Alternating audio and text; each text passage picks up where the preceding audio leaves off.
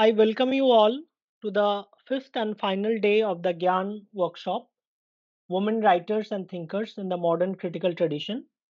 Today is the last day of this particular workshop, and we have with us our distinguished speaker, Professor Meena Mitrano, as well as we have our course coordinator, Professor Rajni Singh, with us.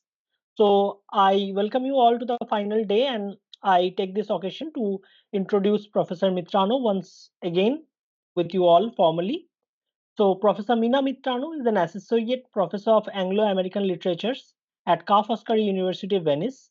Her research focuses on modernism, literary theory, and feminist thought, with a particular interest in the work of Gertrude Stein and Susan Sontag. She has taught at various institutions, including Rutgers University, Sapienza University of Rome, and Loyola University Chicago. Her new book, Antigone e il legame di fratellanza, explores the figure of Antigone and its political implications. Now, I leave the floor to ma'am once again for our insightful lecture. Over to you, ma'am. Thank you, Atalanto. Thank you for your introduction. Welcome all to Lecture 7. And welcome to the climax of our conversations, of our course. After yesterday's sparkling tutorial, today we move to Angela Putino, Biopolitics, Feminism, Forms. Let me share the PowerPoint so that I can start.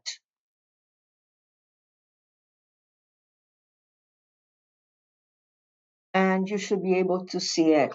Yes, ma'am, it's visible. Thank you. Thank you. So you see a film still of Angela Putino. I will be commenting on this image, what kind of video it comes from later on.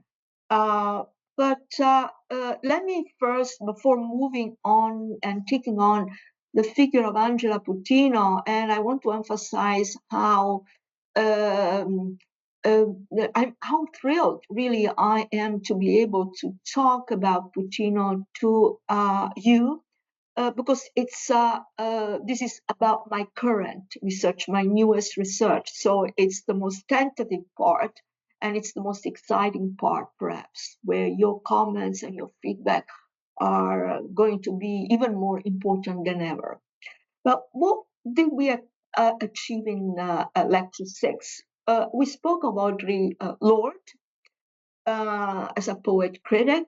We focused on differences and how Lord really turned difference into a concept. But with Lord, it appears, it becomes clear, as it becomes clear with Lonzi from an international perspective, that feminism and feminist theory is a particular kind of thought. It is a destituting thought. That is, it's a thought banking on dismantling, deconstructing. We looked at the meanings of dismantling, and we favored the idea that dismantling refers to the undoing of dualistic thinking and moving beyond dualistic thinking in favor of interconnectedness. So we entered a different mental environment, a different environment of the mind, thinking environment. What do I wish to achieve in Lecture 7? I would like to introduce Angela Putino as a thinker within a particular tradition, particular line of thought, an axis of thought that at a certain point intersects the Anglophone tradition that we looked at.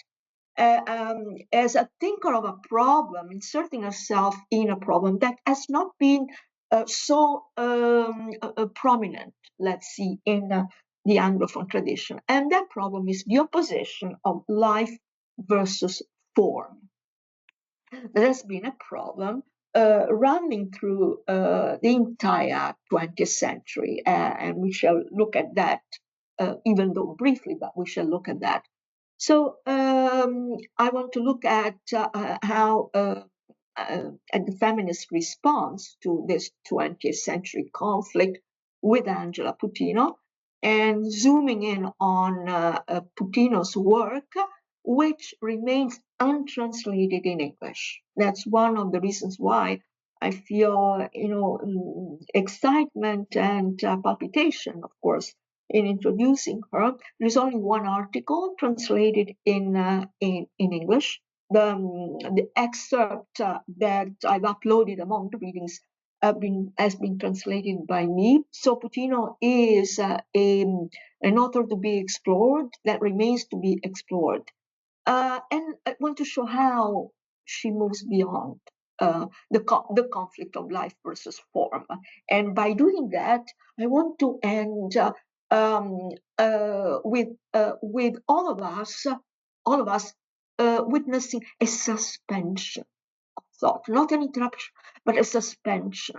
I want to take us on the verge of envisioning a gentle turn, but only envisioning it. So life versus form, what do I mean when I say that this has been a ruling concern? Well, 20th century modernity, first of all, is traversed by a radical conflict. If we look at it carefully, we can see that Western 20th century modernity is traversed by this conflict, a radical conflict, in fact, between life versus form.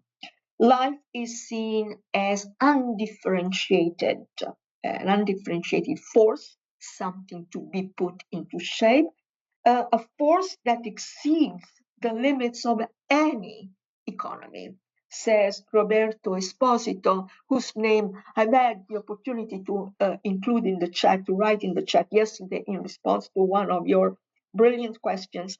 Now, a force that exceeds the limits of any economy has been seen like that. So this abstract force that exceeds limits. Over time, a divarication, a split of which is more a divarication of life and form has persisted and in fact has widened. The gap between life and form is widened, and it has fostered a thought whose aim is to suspend, to interrupt, more than to suspend, to interrupt, and more generally make inoperative everything that tries to impose a form to life, to resist everything that tries to impose a form to life, including, of course, institutions. Everything that tries to impose a constraint on life. We can call this axis of thought a destituting thought, deconstruction being part of that. I think post-colonial thought also being part of that, although with many other nuances, I think, because in post-colonial thought, the body is very present. So I don't think this is just an aside, just an impromptu aside. So maybe I would say that certainly feminist thought is a destituting thought with deconstruction. There are many other nuances in post-colonial thought that need to be considered. So feminist thought is an important stretch of this trajectory. For the purposes of my course, I'm going to focus on feminist thought as an important stretch of this trajectory. But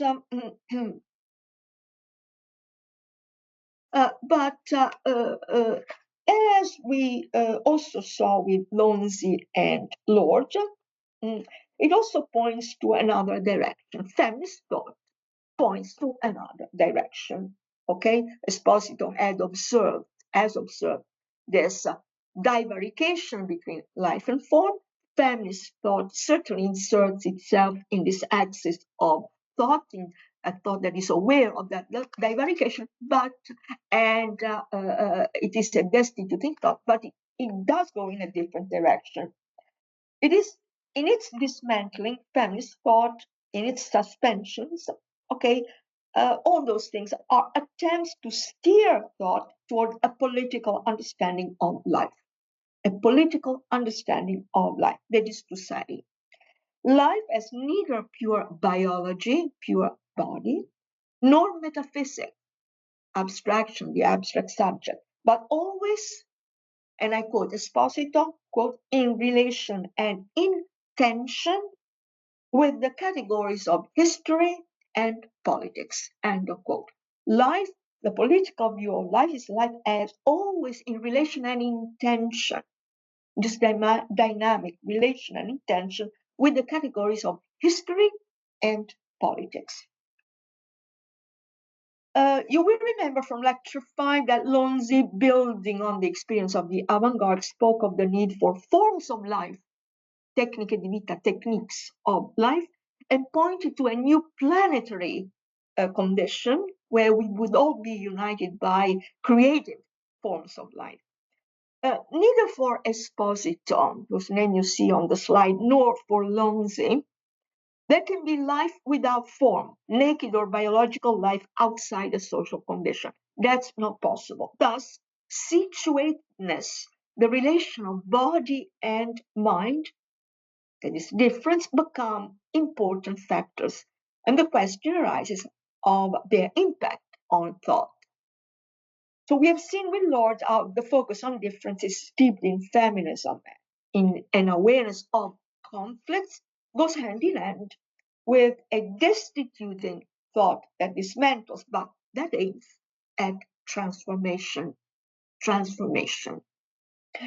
In taking up Angela Putino today, we encounter a thinker who advanced to the outer limit of this destituting thought, the outer limit, but at the same time tries to open up a space beyond dismantling, beyond the destituting trajectory, beyond the deconstructive trajectory. I'm interested in that. I will not be able to formulate it in the sense of theorizing it. I will be able only to turn the light on that moment when she tries to move beyond. Now, so starting from the self, let's look at Putino's feminism. She embraced feminism, but at a certain point, after turning to Foucault, she started to see what feminism, the limits of feminism. So, starting from the self, the feminist motto helps Putino in the long run to understand biopolitics. This is Angela Putino. The still frame is from a movie called Amica Nostra Angela, Our Friend Angela by Nadia Pizzuti. I've been given by Nadia permission a while ago to share the film still, but I would ask you the courtesy of not circulating it because the permission has not been renewed. I wanted to show you this still, however, I was very keen on showing you still because of the location. Putino is delivering a lecture, an important lecture. It's about 1994, February, mid-February. In fact, it's about the same time of the year as now, mid-February 1994. It's an important lecture because this is the lecture where she builds bridges between Foucault, feminism, and Foucault. And the reception was not very successful. And this is the moment I still frame the moment when Angela is articulating Foucault's idea of power. She's speaking at a particular university, the Virginia Woolf Center of the International Women's House in Rome, which was a women-founded university, an independent university devoted to free and unpaid education for all women who wanted to enroll. Now, she's talking about power and how we touch power in our bodies. In reading Foucault, she is struck by that illumination. Now, before I move on, let me call your attention to something that you will have in the works cited I said Putino's work has not been translated. I'm drawing on a posthumous collection put together by one I think she was not one of her students, someone who knew her very well, I corpi di mezzo, the in-between bodies. It's a posthumous collection, untranslated still. Now, she's talking about Foucault here. She's building on Foucault and turning to Foucault because she is dissatisfied with the cohesive subject of feminism assumed by feminism, we women. As you know, historically, before we turn to Butler and gender theory, Butler undoes the unified subject of feminism. The feminist subject was a cohesive, somehow assumed as a cohesive with we women united by the same oppressions, etc. Something that Lord and other Black women writers will question, but nevertheless it was the dominant type of subject in theorizations. So Putino feels compelled to connect, to see the connection between Foucault and feminism. She finds it, okay, in starting both start from the self. She had turned to Foucault because his thought, exactly like feminist thought, starts from the self. In starting from the self, Foucault finds that, quote, power consists in practices that have an effect on our bodies, So this insight led to the need to rest, to separate the body from its traditional symbolic anchoring points. For example, linking the body to language through the notion of an Oedipal order. So the Oedipal order is a way of one via psychoanalysis of institutionalizing a subjectivity that links the body to language in a certain way, still in a patriarchal or hierarchical way. According to a widely, in fact, the Oedipal order, even in Lacan, is still present. It is a psychoanalytic leitmotif. According to a widely accepted psychoanalytic account, we as individuals move from being mere bodies to being speaking subjects by entering the symbolic order of the father, the Oedipal order. So the notion of identification plays also an important role in this account of the human subject identifying with an image. Now, Putino feels that feminist anti-patriarchal struggles at the historical and conceptual levels have not understood fully the degree, the extent to which life is reduced to bare life. So feminism has done everything else as hard as psychoanalysis, has tried to envision even a symbolic order beyond the Oedipal order and matriarchal order. But what feminism has not done, says Putino, is grasp how power acts by reducing us to bare life. And she learned this from Foucault. This fact had been shown by the analysis of power. One of the major, representatives of this analysis of power is Foucault. Please remember that the notion of biopolitics was circulated in Europe, and it was not considered in the Anglophone world until after 20 years, until 20 years after Foucault's work on biopolitics was published. So while it became a central concept for Italian theorists like Esposito, like Putino, only 20 years later, after Putino and Esposito's investigations, biopolitics became a central concern in the Anglophone world. In fact, to the extent that the name Italian theory, within theory was invented, was put into circulation. But there is very little Italian in the sense of national connotation in the kind of theory that Esposito and Putino put into play. Along the lines of Foucault, Putino reaches an insight into the government of life, or biopolitics. Biopolitics meaning the government of life. Putino's understanding of biopolitics is key. I offer it here to illustrate her appeal to feminist practice, not only a way to move beyond biopolitics, but also a way to propose an alternative mode of humanization. At least that is my hope. First, she takes stock of the government of life, and I have translated for you an excerpt from The Care of the Self, published in Between Bodies.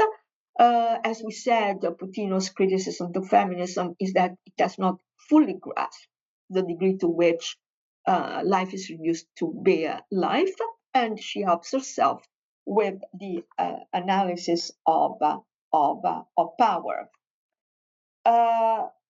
The life is reduced to bare life, a fact that is shown by the analysis of power. Quote, life takes on an aura that serves it from separates it from conceptuality and turns it into a conduit for the interests of power.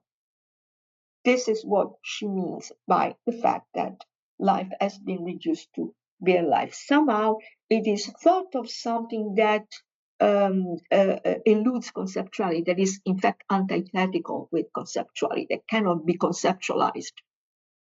But by doing that, the separation between life and the possibility of conceptualizing it is an instrument in the hands of biopolitics. It allows power to govern life. Now, first, she takes stock of the government of life in Between Bodies, and in The Care of the Self, the particular essay from which I will be quoting a longer passage in a second. Now, these essays have first been published in 1997 after the essay Care of the Self was first published in 1997. Putino died in 2007, and In Between Bodies was published in 2010, something like that, or 11. So, how does she? Let's look at her understanding of biopolitics. She reaches an insight, we said, into the government of life, or biopolitics, as Foucault terms it. She appeals to a feminist practice to move beyond it, starting from the self, and proposes an alternative mode of humanization. I've chosen for you a representative passage where we can hear this. And I like to read for you, take some time to read for you, and then unpack the meaning. The essay covers a couple of slides. Now, Putino writes, the government is over living beings as such. It is biopolitics. A power now emerges as positively active governance over life that begins, she's quoting Foucault, that begins to manage it, to enhance it, to multiply it, to exercise precise controls over it, and overall regulation. To multiply it, she means by deciding, which lives are valuable, which lives are the lives of the mad, the life of the sane, the life of the ill, etc. Who is watching me? So in the face of biopolitics, the problem is because the government of life assumes, of course, the exertion of a gaze, governing gaze. Perhaps no longer, she's brooding in response to Foucault, and she says, perhaps no longer who is watching me, but how do I see myself?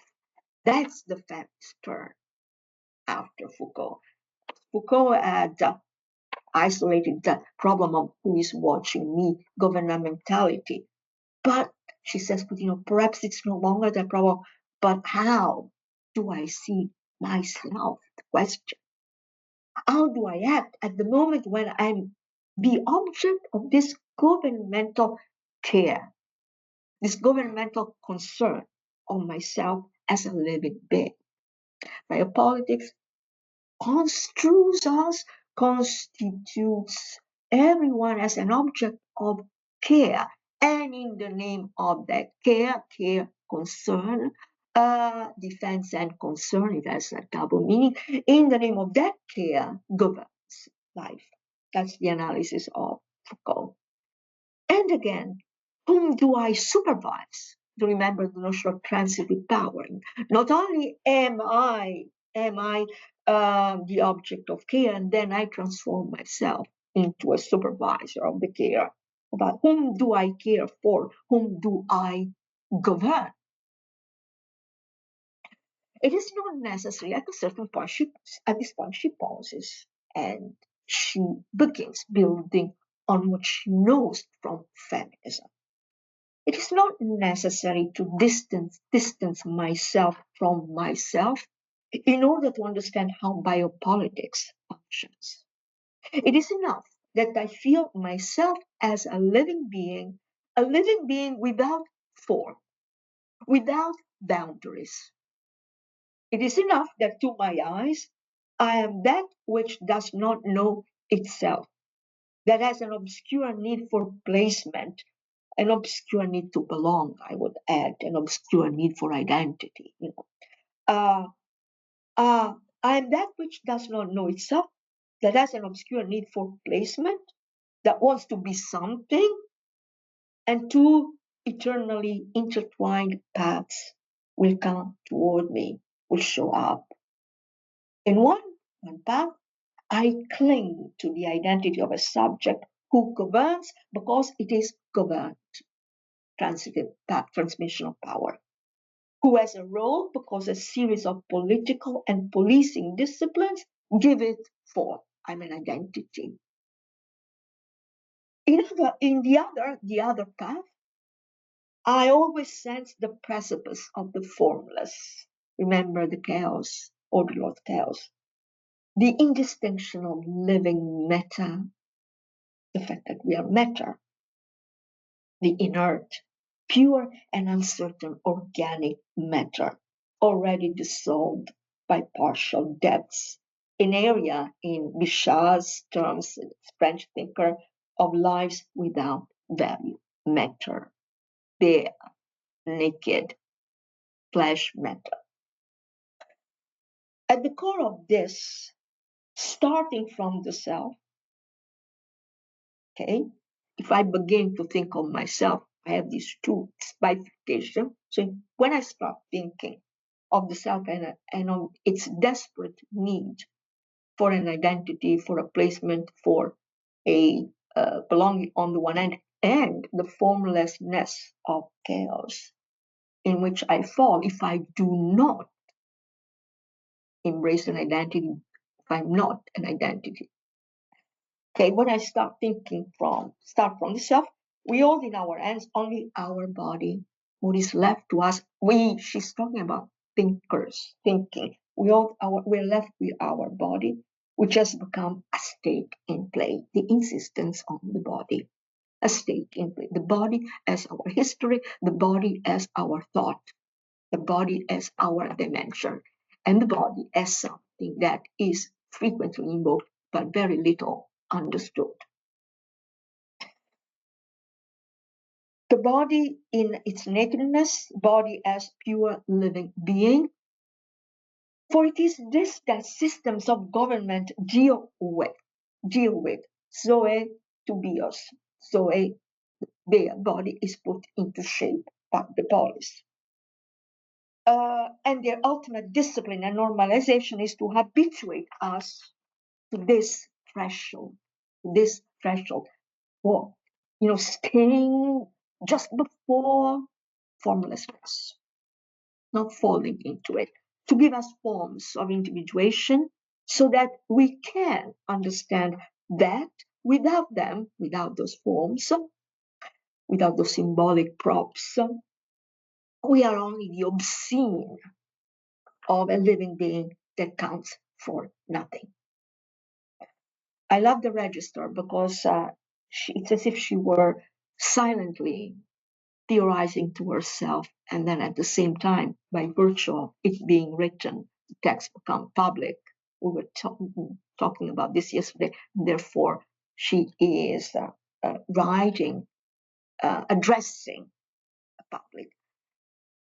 But she's brooding. There's a voice brooding here. There is great chaos on one side, Audre Lorde's chaos. There are financial, telematic, and scientific technological movements, completely monetary, of course, financial. We're talking about that too, completely outside any law that have their own way of becoming anarchic web of forms in which we are uh, trapped, and on the other, there opens a refuge, a continuous shelter for individuals in the social protections of roles and identity. And identity is a refuge, a shelter for in legitimate and functional roles, whatever roles we have in society, whatever roles we are recognized through, whatever bodies, through gender bodies, we are recognized through, in the absolute discipline of duties, in the new rigor of participatory obligations.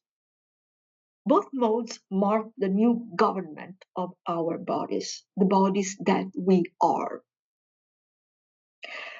Feminism, allow me to say, feminism had in itself a strong anti-historical streak, in sense it was historical, but it wished to fight history and its injustices with the body, a thought of the body. And Putino represents this kind of radical realization.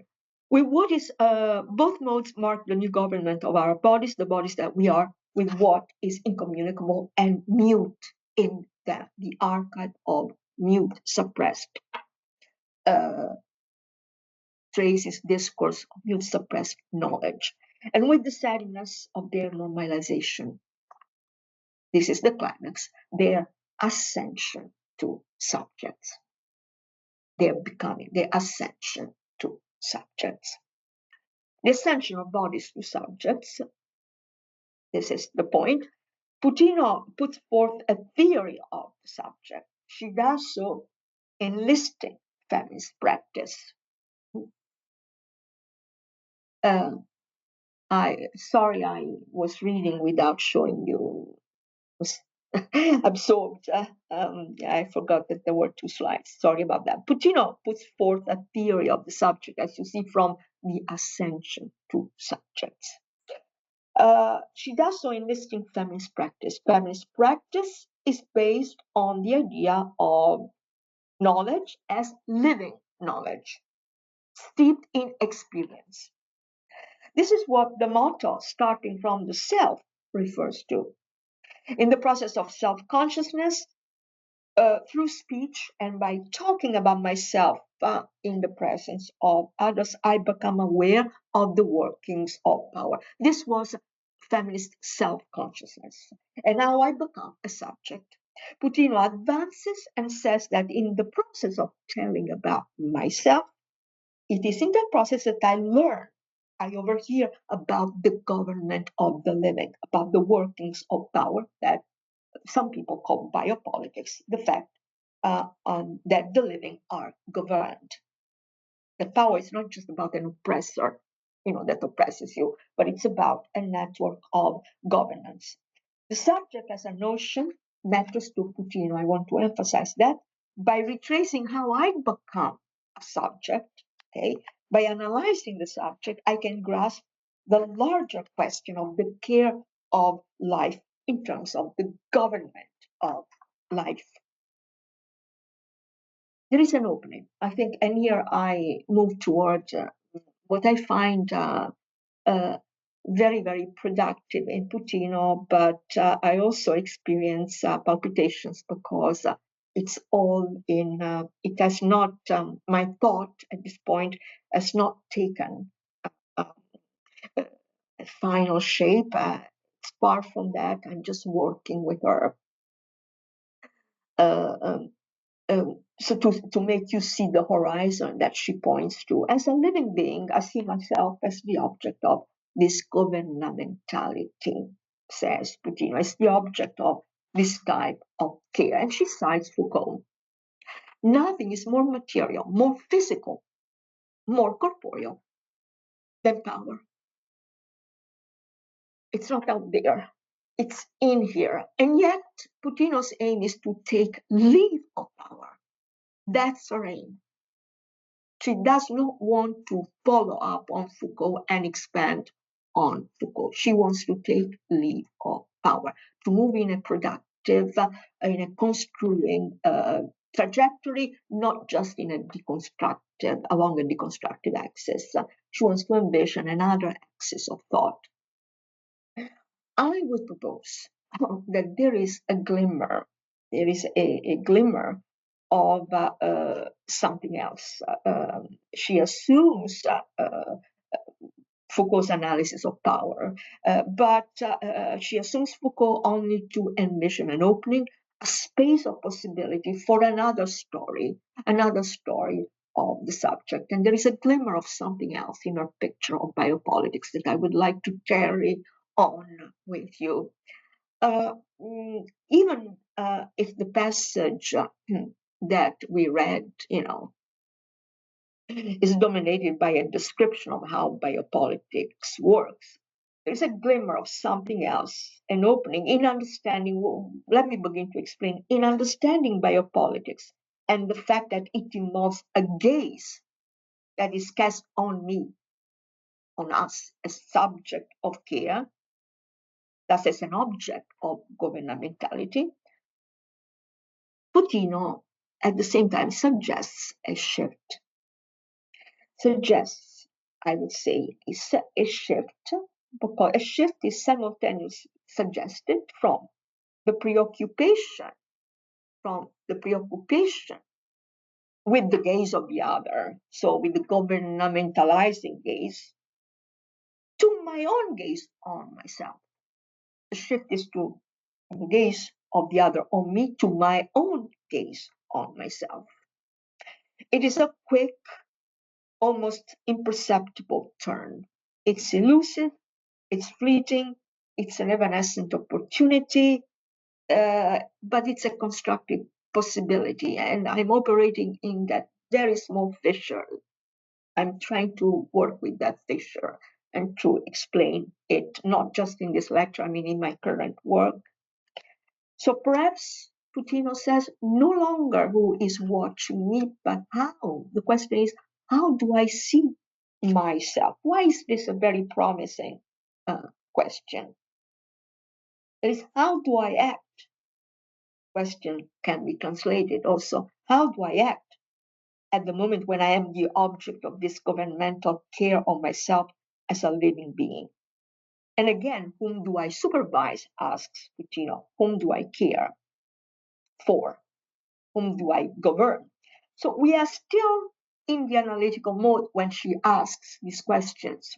When latching on to the feminist experience, she asks this question. But this analytical mode, I would argue, she's still analyzing power, although the power that I exert transitively on others. But this analytical mode is productive of an insight that is simultaneous to it, simultaneous to the analysis of the power and the gaze, to feel like a living without form, she said.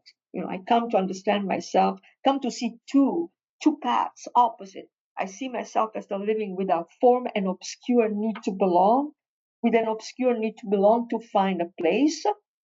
Okay, the notion of a vulnerable position begins to appear.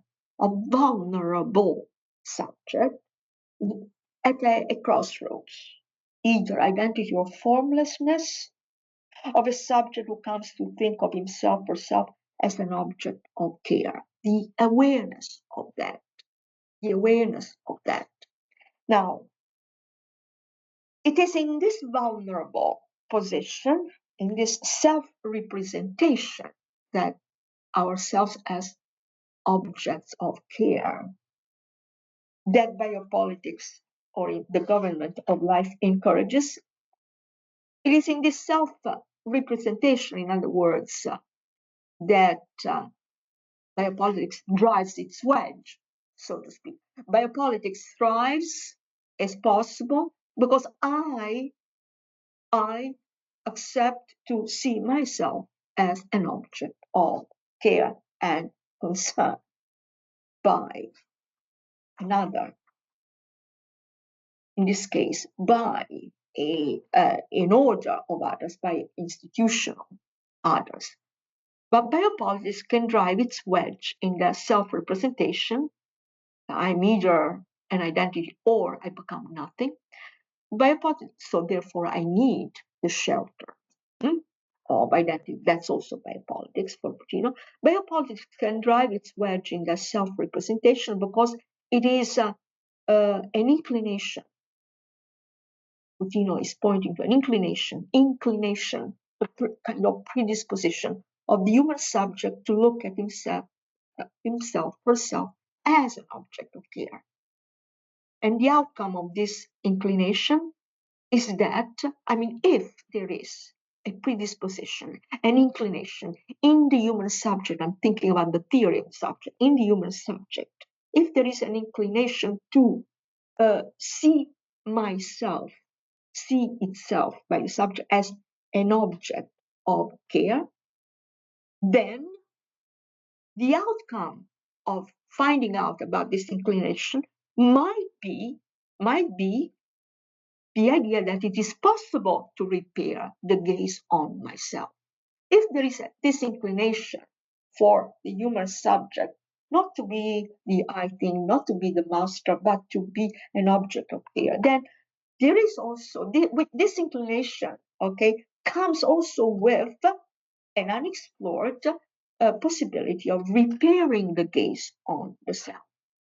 Her insight, this is the wedge that I would like to call your attention to. Her insight at the beginning of the passage we read, perhaps no longer who is watching me, the third paragraph, no longer who is watching me, but how do I see myself, goes both ways.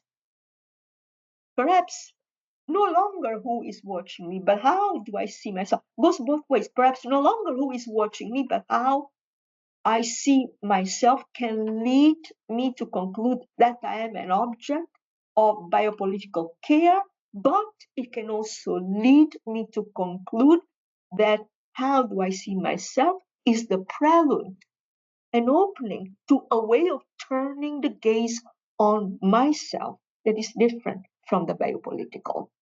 There's this opening. It's very thin, very evanescent still. So I'm still working on it. The glimpse of this, there is a glimpse of a reparative gaze, what for the moment, I call a reparative gaze.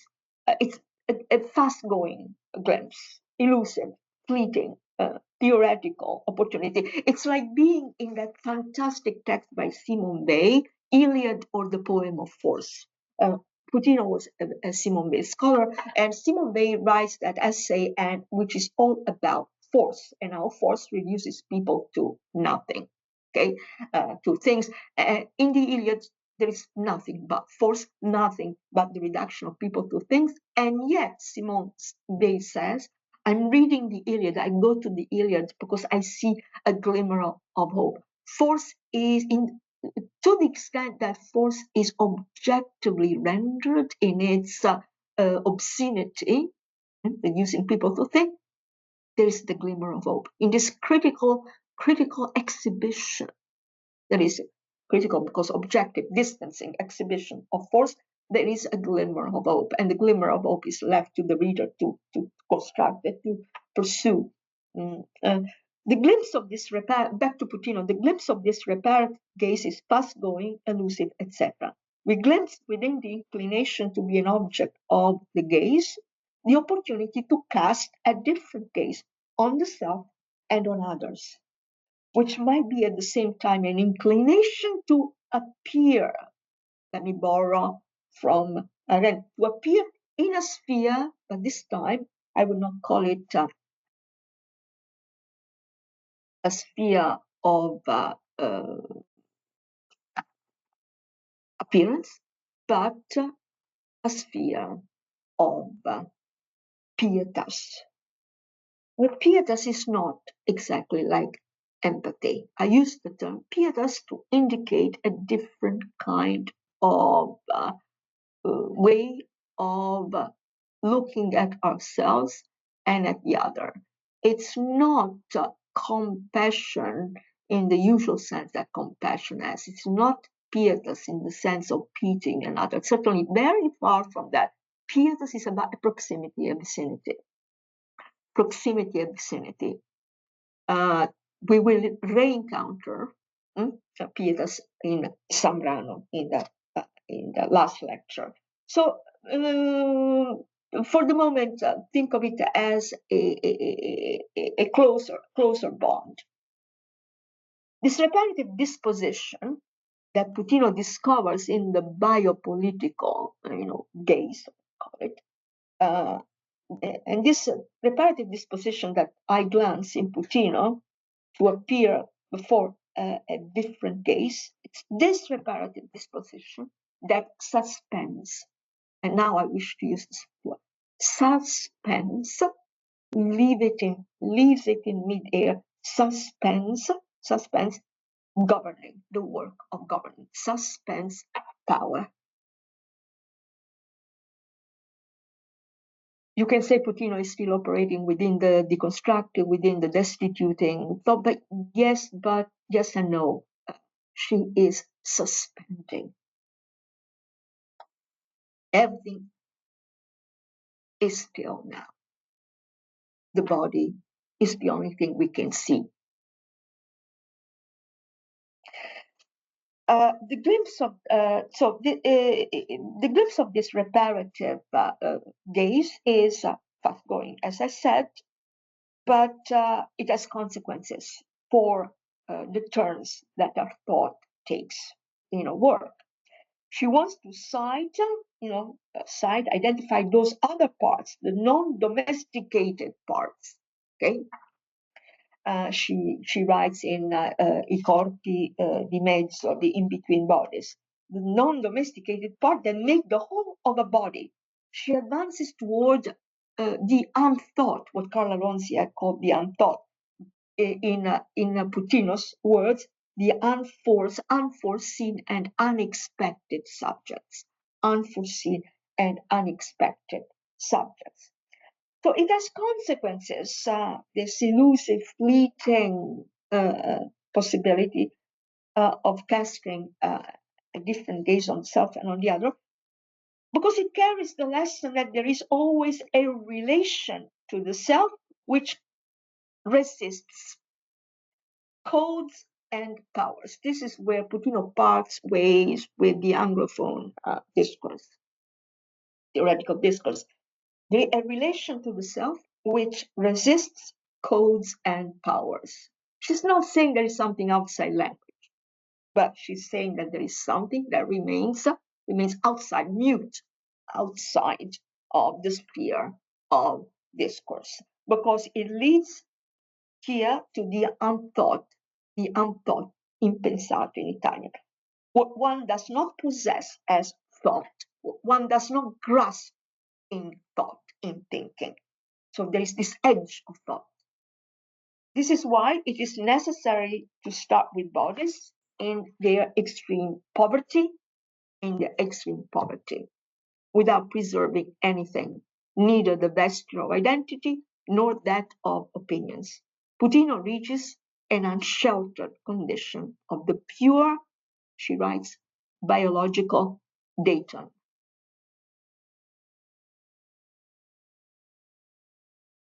Move to the next slide. Just a second.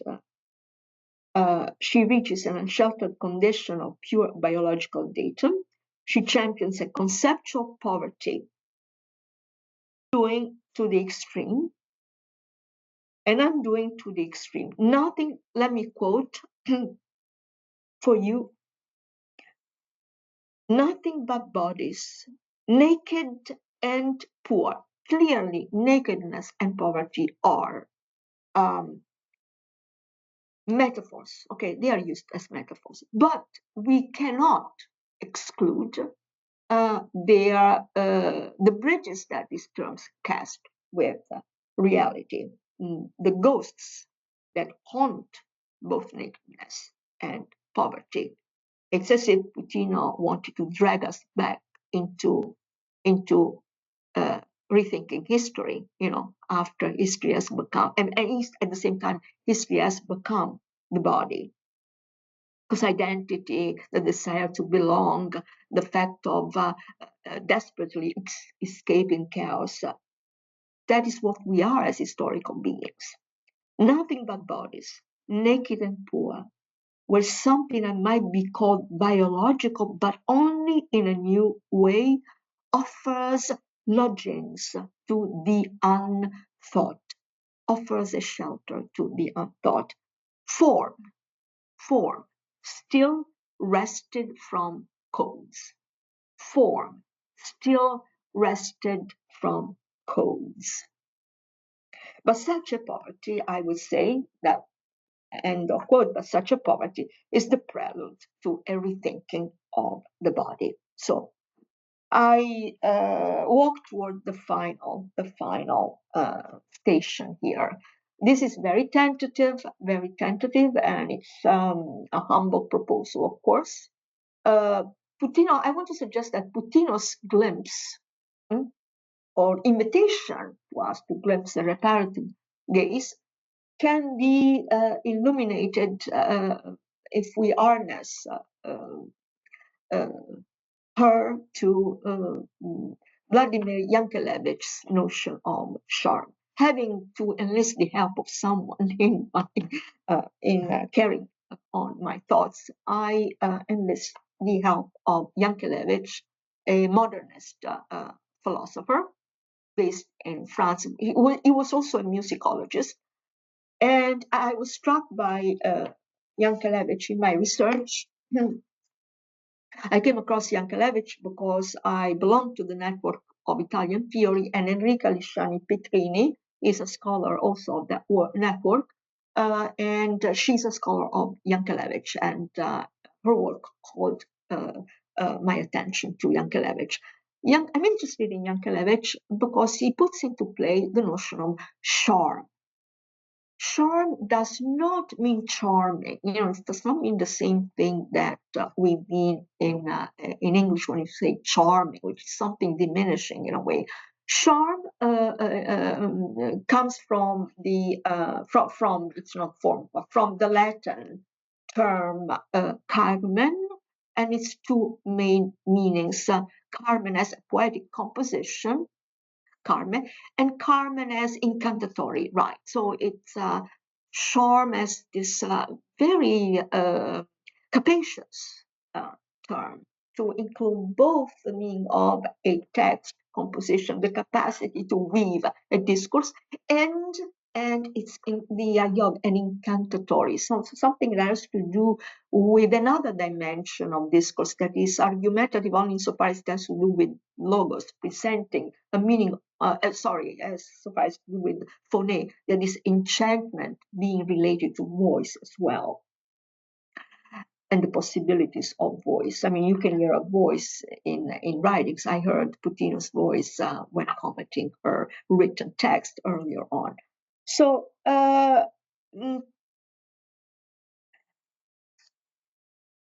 I will not translate it with the English charming, neither with the Italian fascino as fascination. The term echoes first and foremost these meanings in Latin, and as Yankelevich scholar Enrica Lisciani Petrini explains, in both cases, in both these meanings, quote, the term refers to something that eludes the laws of reason and triggers an irresistible attraction, end of quote. So the term might also be taken to echo the Greek term for grace, charis, and in fact, Yankelevich was a reader of Plotinus, where the uh, charm, his notion of charm, I think may rhyme with Plotinus's notion of grace.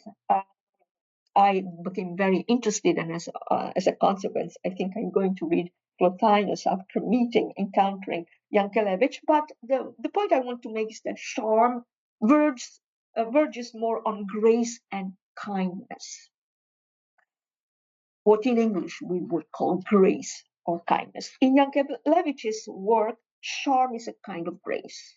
Um, and I'm referring especially to this book, which is, I don't know whether it has been translated into English, but its title is The I Don't Know What and the Almost Nothing. And the title refers to that elusiveness that has to do, that it can only theorize through the word charm.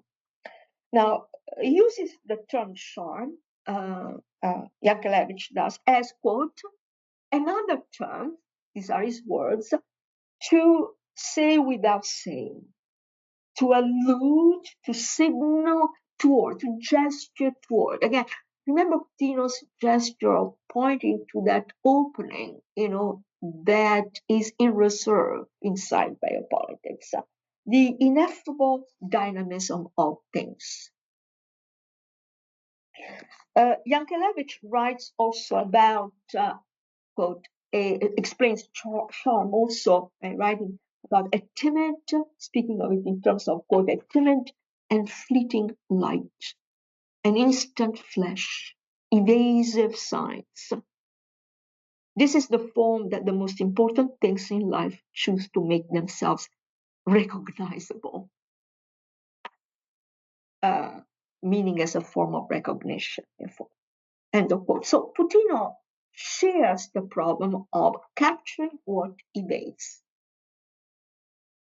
what eludes. And this is important because she's trying to propose a different theory of subjectivity of the subject.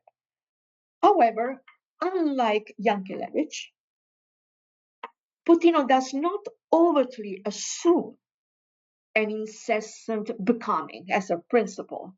All things are dynamic, in flux. She does not assume an incessant becoming as a principle. Her thought feels like a halt, a stop, an extreme suspension, stillness. Think of her insistence on poverty. If you happen to become interested in Putino, and if she is translated, I hope very soon, you will notice her insistence on poverty, the shelterless poor condition. It foregrounds, her thought foregrounds that moment without motion, when everything stops and when a turn is about to happen. Thought must see a reality that eludes, as other thinkers of becoming proposed. But Putino's attention is focused on that fleeting moment of grace. That fleeting moment of grace, when we turn a different gaze, we are capable of turning a different gaze on the self and on others. And we are in the open, in an open space. Precariously, I call it an open space of pietas, a different bond. a different bond, a social bond, a different bond of kinship, social kinship, different political bond. This attention poised,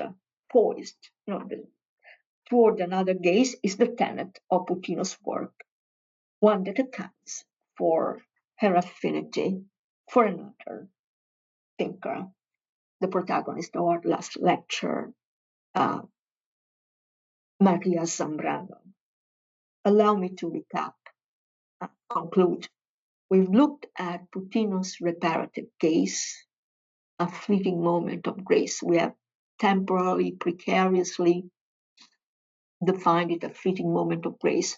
When we turn, that's the moment when we turn a different gaze on the self and on others, and we are in the open, what I call pietas. But again, it's an imperfect choice. It may not be the right word for the moment. Thought feels like a halt, a stop, insistence on poverty, on the moment without motion when everything stops. And we land on a subject poised, attitude, posture toward another, gaze. As usual, you have, and in this lecture, the works cited are more important than ever. Esposito, Yankelevich, Cusciani Petrini, and Putino. I've worked with Italian, what is called Italian theory, trying to weave it into a possible different theory of the subject. There's a lot of work, of course, to be done along those routes, but I stop here and thank you for your attention. Thank you very much. Thank you, ma'am. Thank you, ma'am, for your insightful lecture once again. The element of gaze is something we should all need to go back and think about it. And I'm sure many of the questions will be regarding that in the tutorial. So, should we take a 5 minutes break and come back for the Absolutely. next lecture? Yes, Okay, ma'am. Atalanta, thank you. Let's be back in 5 minutes. Thank you. Okay, ma'am. Thank you.